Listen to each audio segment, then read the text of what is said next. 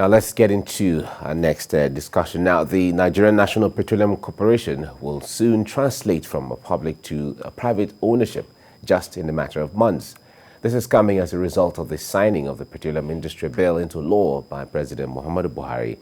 Now, within 6 months, the NNPC will become a commercial company, and that is according to the Minister of State for Petroleum Resources, Timipre Sylva. Mr. Sylva, who was speaking at a press conference in Abuja, said the transitional committee is already in place to incorporate NNPC Limited.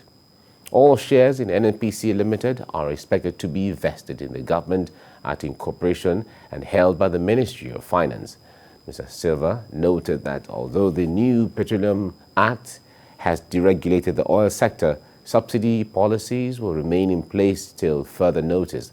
He said an implementation framework for actual deregulation will be established to mitigate the impact on ordinary Nigerians. Meanwhile, some stakeholders in the Niger Delta region seem not to be happy with the passage of the PIB into law. Uche Okoro has this report.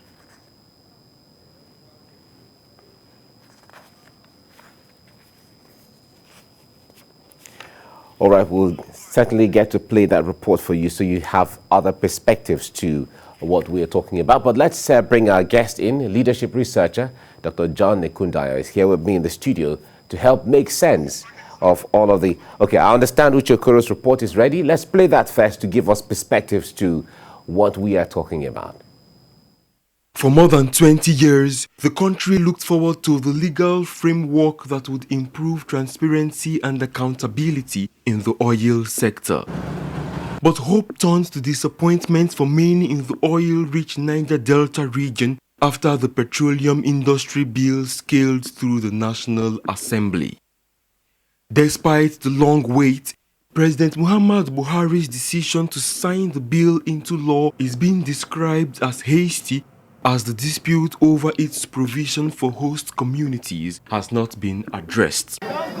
The allocation of 3% revenue for the development of these communities remains one of the contentious issues. A nation whose foreign exchange depends on oil, and oil is providing over 90% of our foreign exchange, and then that sector is telling you that they are not happy with a particular bill that is going to determine the trajectory of the country's growth, and nothing was done about it. You went ahead to sign the bill. Okay, so it showed a level of insensitivity, it showed a level of neglect. Certain people who produce this oil are crying that this thing falls short of their dreams and aspirations. Why not you turn back and look at these things and return back to the House of Assembly and say, why not you look at these areas? These areas are important, these areas are important. Okay, if we say the hands of the president are tied, who tied it? Lawmakers representing Niger Delta states in the National Assembly have also been criticized for failing to protect the interests of the region through the Petroleum Industry Act. Coming to the south, you see our senators and our House of Rep members dangling everywhere. Even the scripture says that a man who is unstable in all his ways will get nothing from God. And that's what has, clearly played out in this PIBB. That tells a lot about legislators from the Niger Delta. Okay, at the National Assembly level, before this bill got to the presidency, what role did they play? Did we hear them walk out? Was the decision taken? Were they part of the voting? Who voted for what? Okay, can we hold them to account that you did not represent your people? Many individuals and groups were outspoken about the Petroleum Industry Bill throughout the decades of its lifespan. But now that it has received presidential assent, the stakeholders say the only way forward now is to push for an amendment of the law. Uche Okoro, TVC News, Port Harcourt. All right, that's the background to the story. And from the Niger Delta, a lot of persons, a lot of people, let me put it that way, have been voicing their minds regarding how dissatisfied they are about the now PIA. But we'll look at all of those dynamics with Dr. Okundayo in the studio. Now, let's start this way. The PIB, or not now, the PIA. Yeah, PIA. PIA has exactly has been in the works for quite a long time, Yeah. over more than a 2000s. decade. Why is it so significant? Why is there so much interest and alleged vested interest in the PIA? Now, the PIA, first of all, I want to say it's a good initiative, a kind of commendation to the President Buhari administration in finally signing this, even though there are a lot of other issues. But let's look at it. When we are talking about the Petroleum Industry Act, you know, there are a lot of things. There are about 4 areas. People are really be commenting about host communities, you know, the percentage. You see, but there are some very, very salient things there, which are, to me, 4 aspects of it. Now, it provides a kind of you know, governance, legal framework. You know, you can see governance, legal framework, physical framework. You have 4 that I just this jotted down. You know, yeah, okay. You know that we can see, and also about the physical. I've talked about governance, regulatory, especially about midstream sector and downstream sector. You see, because that's where you have the oil and gas. Help us break down this upstream, midstream, now, and downstream. very good. Now, because sometimes it gets confused people. Okay, what is upstream? Now, upstream is about exploration. Okay. You see, because the goal of the PIA, no more PIB now, because it has been ascended by the president. The goal is actually to have Nigeria having a reserve of 40 billion barrels. You see, when the investors know the reserve we have, then they can say, okay, we want to invest in Nigeria. You see, and then to also be, you know, on a daily, having 4 million barrels that Nigeria will be producing on a daily basis. Now, 40 billion barrel reserve, 4 million barrels production. That's the goal. That's the big picture. You see, but all these things about percentage of this, percentage of that, is one thing. But with OPEC and its influence, I wonder if Nigeria is going to be able to produce about 4 million barrels per day. Also considering the capacity of Nigeria to produce all of that. Yes, actually that is one other defect of the Petroleum Industry Act. You see, because people are moving to renewable energy and clean energy. So that law has not really addressed that. And that is one thing that the industry watchers, you know, and analysts are looking at. That, and especially also the area of gas. You see, because that's where the world is moving to now. No, we'll talk about the issue of the future of oil. I needed you to help us understand the issue of upstream. Upstream is about exploration, so that we have more reserve, we have more, you know, and then the legal. You know, there's a lot of people are doing all kinds of things in the oil sector. For instance, you have bunkering, this and that, and we don't have, you know, the act we have, Mike, you know, about petroleum something. It's 1969. Way back 1969, we have not had any other act. You know, the days of the military, years of military are really, and cause a lot of hard work in the oil industry. But now that we're having an act in a democracy, kudos to the Buhari administration. You see, so there will be a legal framework. So you can't just go for bunkering, this and that. The law will be against you, and you'll be caught. And then when we talk about the legal implication also, there are people operating you know, illegally in some other areas, in the midstream sectors, you know, like the gas flaring, for instance. You know, that is an aspect that the PIA really dealt with. You just be penalized, you will pay fine, which will go into the fund to develop the host community. So it will be a disincentive to the oil companies to make sure they stop gas flaring and rather, you know, be producing gas, which we need, which also we can export, and then earn foreign exchange. And then talking about regulatory, you see, it will make, like, really, with the signing of this PIB becoming PIA now, it's a matter of time that market forces will have to determine prices. You see, whether we like it or not, subsidy will go. It's just a matter of political semantics or whatever. But subsidy will go, because that is what is in the act, unless we will be operating against the act. So this is where, that's an aspect I want to look to in my column on Sunday, because we need to look at the socio-economic and political aspect of the PIA. In fact, the political aspect is very, very significant here because of many the people have been talking about percentage of this, percentage of that. All right. Now, you mentioned something that subsidy will go. Of course, with this now we expect subsidy to go. But that will mean that if market forces determine the price of petrol, the prices will certainly go up. Nigerians are not necessarily open or disposed to increase in the price of petroleum. If you check our neighbors, neighboring countries and all the countries around, actually, in true terms, the price of pump price in Nigeria seem to be the cheapest, or is cheaper, closer to, in comparative to all of those.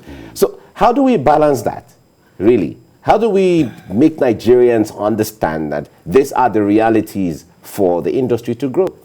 Actually, it's a challenge, politically speaking, and with a downturn in the economy presently. So for me, I look at operating the PIA, the Petroleum Industry Act, by the government needs actually to have a framework, a strategy execution framework. Also, there's still a transition period of 6 months. So a lot needs to be done. You see, because I look at when things are done like this, with the, and we have this act coming or a new initiative, government always fail to have, to have a kind of a framework called monitoring, evaluation, accountability, and learning. Which I acronym MAIL, monitoring, evaluation, accountability, and learning. Why? Because we need to begin to look at it. How? You see, politically, we can get the feeling of the people.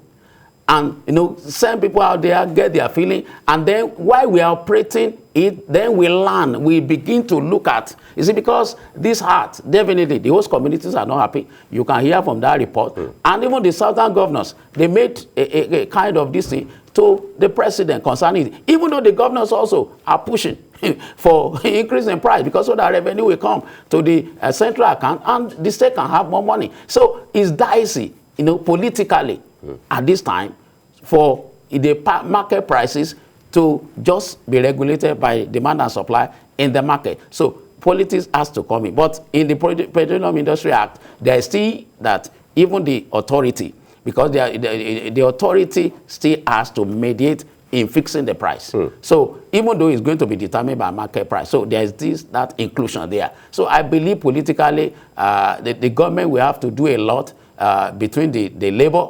the other industry, the oil sector, the marketers. It has to be a win-win situation.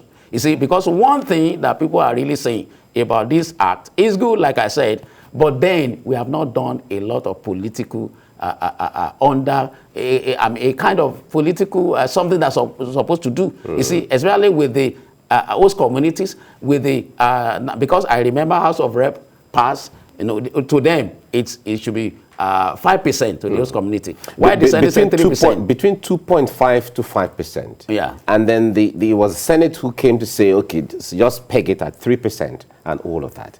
Now, but the point there is, you're talking about the issue of consultation or reaching out to the host communities. I'd like us to talk about the host communities now. Yeah.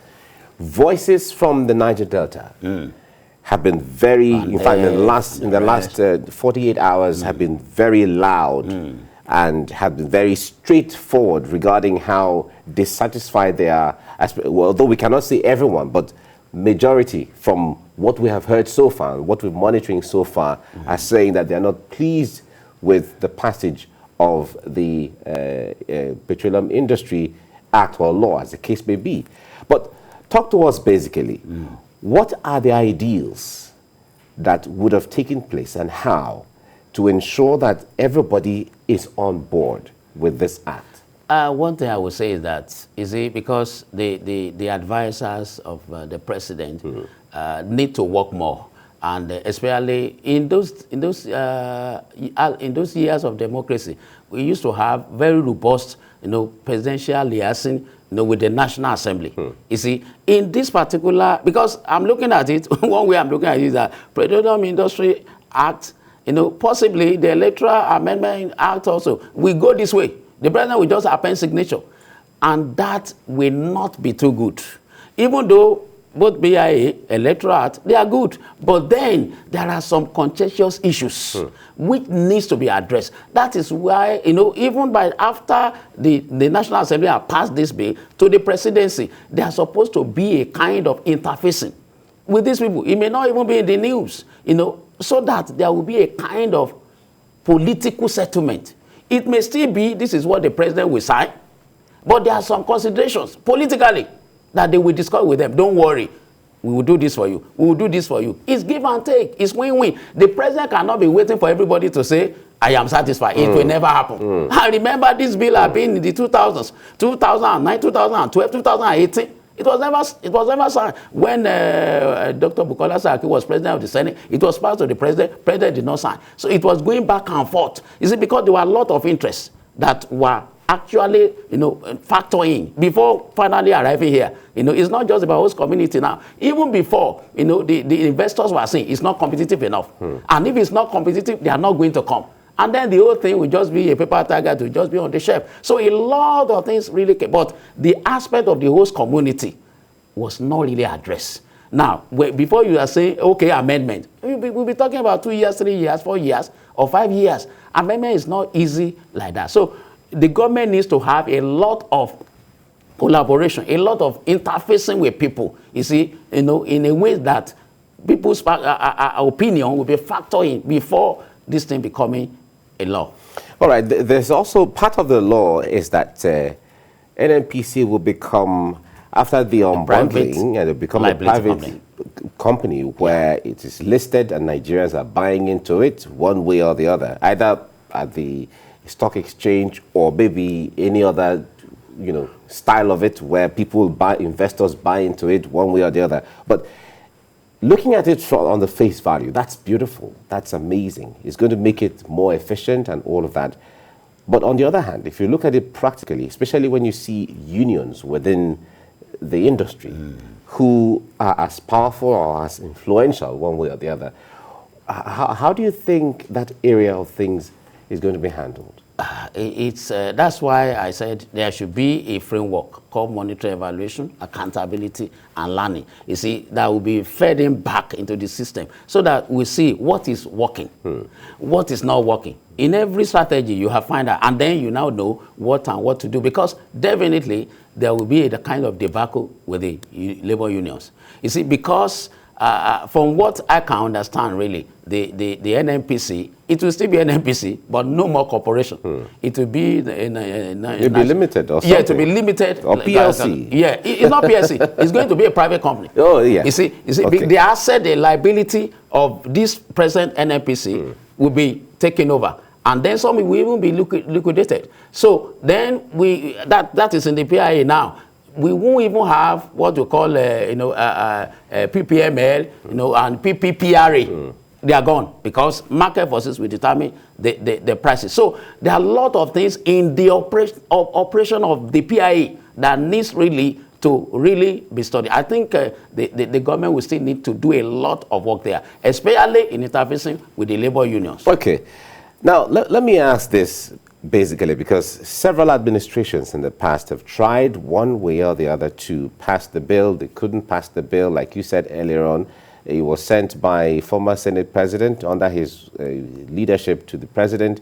The President felt there were some contentious or contending issues or legal issues around it, and he had to be sent back. But what does this mean for the Buhari administration that after more than a decade, at last, he's been passed? Well, kudos to President Muhammadu Buhari in doing this, because it will really help our oil and gas industry. You see, because really investors are very worried to come in to invest in Nigeria.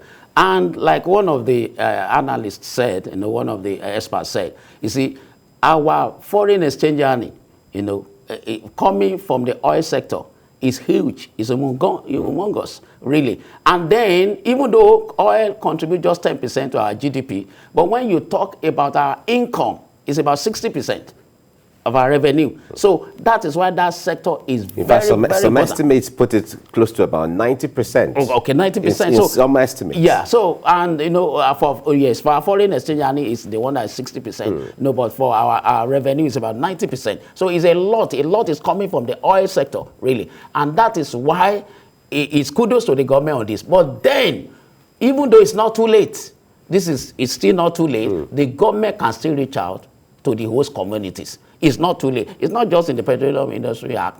There are other areas they can reach out to them, to the host community, to the governors of the Niger Delta, and to the people too in the Niger Delta. There's still a way they can reach out to them on this thing, and even the lawmakers from that side of the country, because some of them are not really happy about this thing, and we cannot hide it, even though there are some good things in the Petroleum Industry Act. It's very good for the country. It's good for our industry. But then there are defects. Like it's not even addressing a kind of paradigm shift we need to have, to renewable energy and clean energy, because the world is moving forward. In the next 5 years, 6 years in Europe, you'll be having, electric cars. There are some already in some parts of Europe. So now in fact, there are areas in Europe, in some of the countries, where only electric cars are allowed in that zone. Yeah, and our gas is doing very well. Thank God we have Nigerian expert doing well in the gas sector. The PIA has not really addressed the gas sector, especially the regulation in the gas sector, because I studied through it. So there is it's a work for the National Assembly, for even the expert there in the gas sector, to put up something for development of the gas industry. A lot we can get from there, because that's the future that we are going. It's not really about oil. That is one thing. So the National Assembly can begin to work on this. Those people there who are already in the oil industry, who are experts, they will come together to the National Assembly. We need something about our gas. That is the future now. It is the future. All right, it's really interesting. The future of oil, renewables is where people are going into, moving away from fossil fuel and all of that. Now let's talk about the issue of accountability, which has been really contentious over the decades regarding NNPC when it comes to the reports we have heard, reaction from government officials. In fact, at some point, when they sit down at the Federal Allocation Committee meeting with commissioners of finance from different states, have a walkout because they feel that everything is not on the table for them to understand, to accept what amount they are being given from the Federation account, and so on. We've had those incidences here and there. How does this PIA address the issue of accountability? Accountability is an issue. That's why I said earlier on that for such act to really work, right from the onset, ab initio, there is a need to have the monetary evaluation, accountability, and learning template to guide it. You see, which will establish the baseline. What's our baseline? Where are we now? So where are we starting? Okay, as this act has been signed, fine. Where are we? And then how do we move? What are milestones we expect in the next 1 year, in the next 2 years? If we are not getting it, that means we have to identify what is working, what is not working. So accountability, because right in the Petroleum Industry Act, I was studying yesterday, there's still something there, even in the midstream sector and the upstream sector, downstream and midstream, that is gifts, it's one of the clauses that gifts can be accepted. And then somebody was actually, questioning that. You see, because when you say gift can be accepted, are you going to declare the gift? Are you going to declare the value of the gift? So the issue of transparency, accountability in the oil sector is very, very paramount. And one thing I would say is that there's a need for us, because in other climes, we have these things working.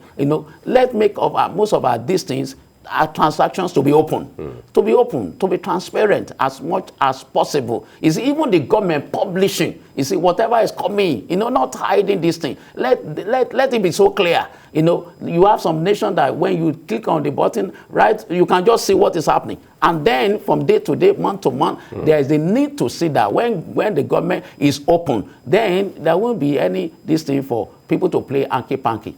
All right, now the commercializing NNPC sounds like government handing it over and leaving the oil industry to be like on autopilot. Yeah, not necessarily autopilot, because the point there is, if you have a pilot that is government, there's still a pilot. If you have a pilot that is a private sector person, it's still a pilot. But the point there is, it looks like government hands off the issues of oil so that private sector can, go into the industry and be the main players.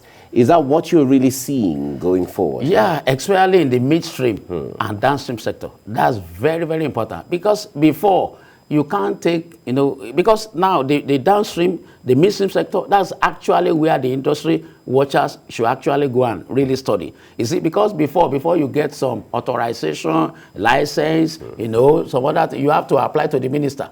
Now it's no more.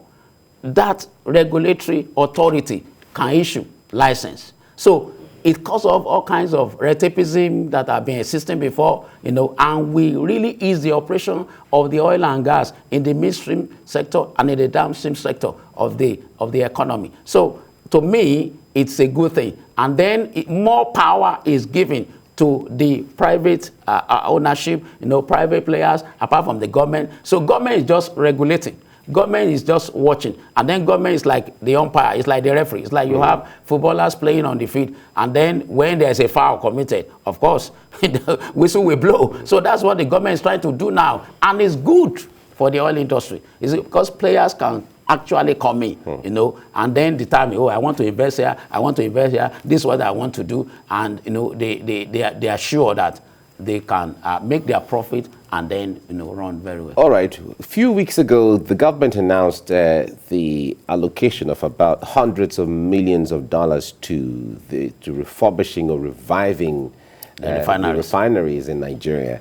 And a lot of Nigerians felt we've had this before, over and over again. Turnaround maintenance, monies that no one knows where it goes. As far as the refineries are not working, it tells that, okay, the objective is not achieved.